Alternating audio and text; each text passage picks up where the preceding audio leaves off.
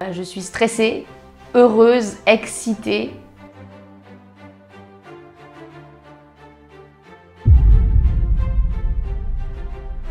J'ai hâte de le faire quand même, hein, même si c'est stressant.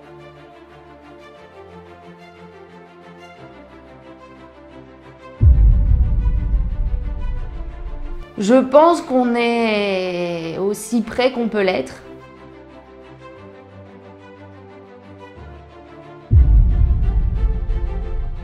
À parcourir à pied à travers les montagnes corses.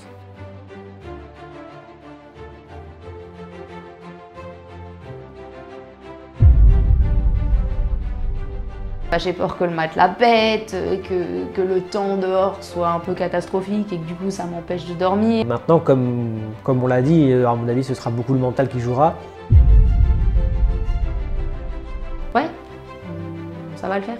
Mais je pense que oui, on peut le faire. Bonjour. Vous avez bien les blogs déjà, c'est génial. Oh brother.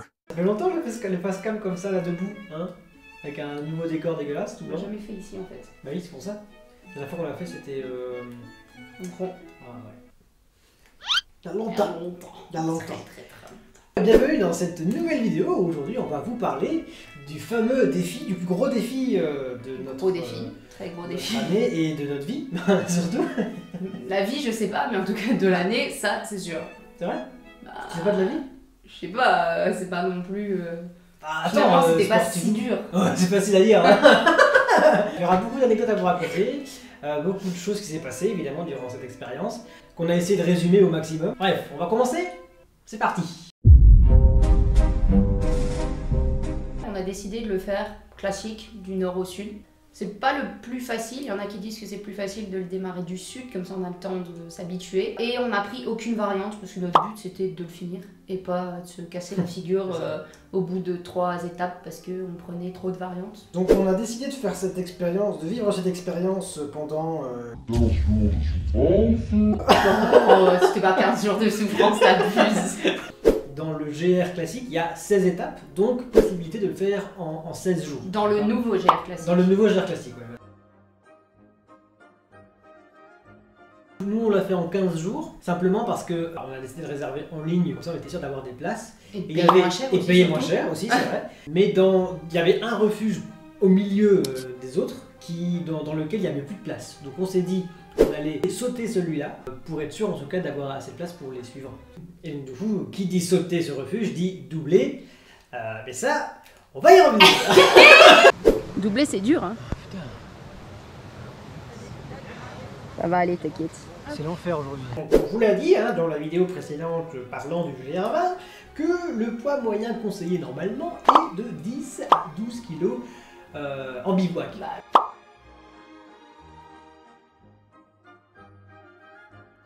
Alors, on a essayé hein, d'arriver à ce poids-là.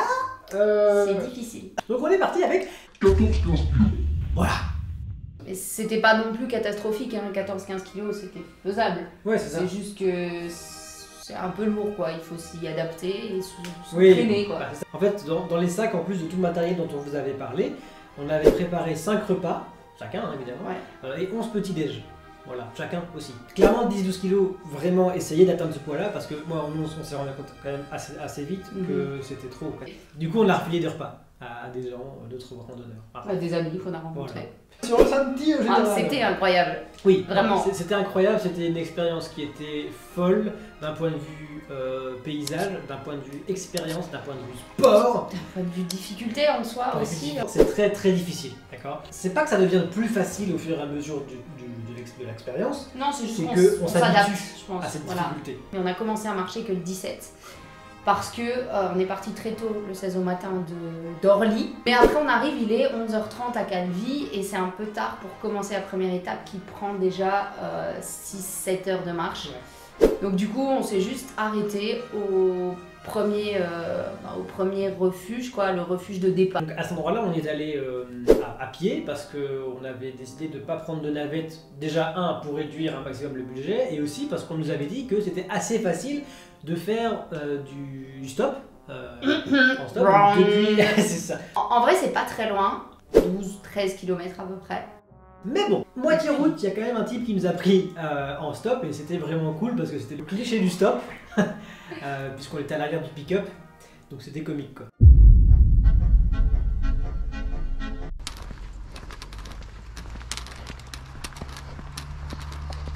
En arrivant au gîte la veille, hein, on nous avait conseillé de partir tôt pour ne pas cuire sous le soleil simplement de l'après-midi et arriver assez tôt au prochain refuge pour pouvoir se reposer.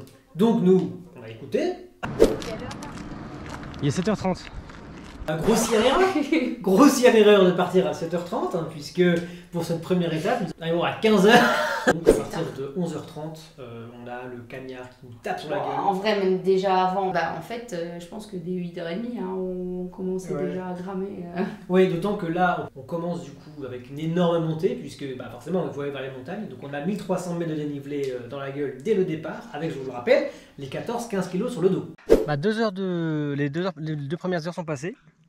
On a fait 5 km à peu près, et on en a 10,54 à faire. Pour les 2 premières heures, en vrai, dès le départ, moi, le mental, ça a été dur, hein, parce que... Wow. Oui. Très rapidement, je me suis dit, oula, donc là, on s'est lancé. Ça va être difficile. Je sais pas si je vais tenir.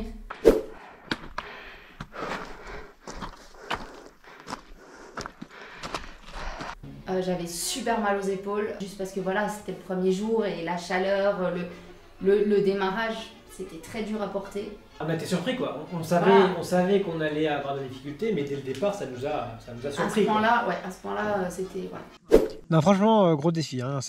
Dès le départ, ça claque. À partir du moment où on a vu le refuge, on a eu un regain d'énergie qui a duré très peu. Quand on a vu le refuge, on a été motivé parce qu'on a vu le refuge au loin, mais il était encore loin en vrai. Ouais. Ce refuge, il a été devant nous pendant... Ouais, ça m'a cassé à 10 minutes avant d'arriver quoi. On a pu en tirer 2 leçons de cette première étape.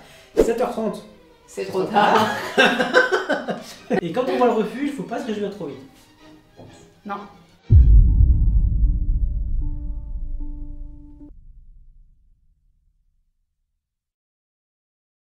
Le jour 2, moi, ça a été moralement très difficile parce que déjà, il y avait beaucoup de parties techniques. On avait besoin des mains, quoi. On avait besoin des mains, voilà. Donc moi, je suis pas très serein quant à faire ce genre d'exercice. Hein. Il y avait beaucoup de parties vertige aussi, dont un passage, franchement, moi, j'étais pas bien. J'ai le vertige, c'est la phobie des hauteurs. C'était un moment que j'ai pas trop apprécié. Un passage, en fait, où on devait embrasser la pierre et passer en pas chassé sur 50 cm, c'est vrai que c'était pas énorme. D'autant que pendant le passage, j'entends parler avec d'autres randonneurs qui... Ce serait sympa de mettre des mains courantes ici.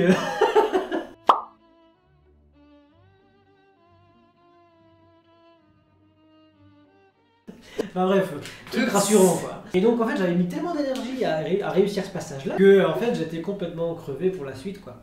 Bon, faut savoir que pour aller au deuxième refuge, on a une descente vraiment interminable, super longue, dans les éboulis, où ça tue vraiment les genoux, et Pablo, les descentes, c'est une catastrophe. Il sait pas utiliser ses bâtons.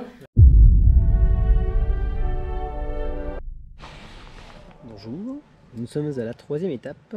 Alors, les deux étapes, 2 et 3, se sont bien passées. La 3e étape en fait était plus simple que la 2e. J'ai eu plus facile que Pablo, qui a bien galéré sur l'étape 2 surtout. Mais c'est bien difficile. Hein. Les genoux sont fatigués. Et aujourd'hui, je pouvais plus attendre Pablo parce que je commençais à vraiment avoir mal aux genoux. Quand j'étais à l'arrêt, j'avais vraiment mal. C'était pas juste de la fatigue. Mais bon, on est là. Mais sinon, aujourd'hui, on a fait plus vite que ce qui était prévu, entre guillemets. Et puis le gros avantage d'aujourd'hui, c'est que on est sur un beau cadre.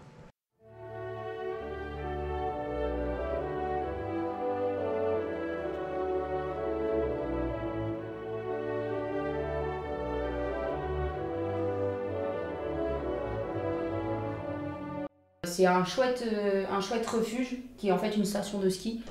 Parce que oui, on peut faire du ski en Corse. Donc il y a pas mal de choses, on a mangé 2 bons repas et on s'est bien reposé ce jour-là. Moi, la veille, je n'y croyais pas aux 15 jours. Hein. Camille, on va arrêter. Hein. Demain à Sco, il y a des bus, on pourra s'arrêter là. Hein. Je pense que 3 jours, 3 étapes, ce sera bien. on aura fait, on se sera battu. Hein. Alors soyons clairs, là je suis en train de vous plumer le refuge, tous les refuges ne sont pas comme ça, mais généralement c'est quand même un peu plus précaire.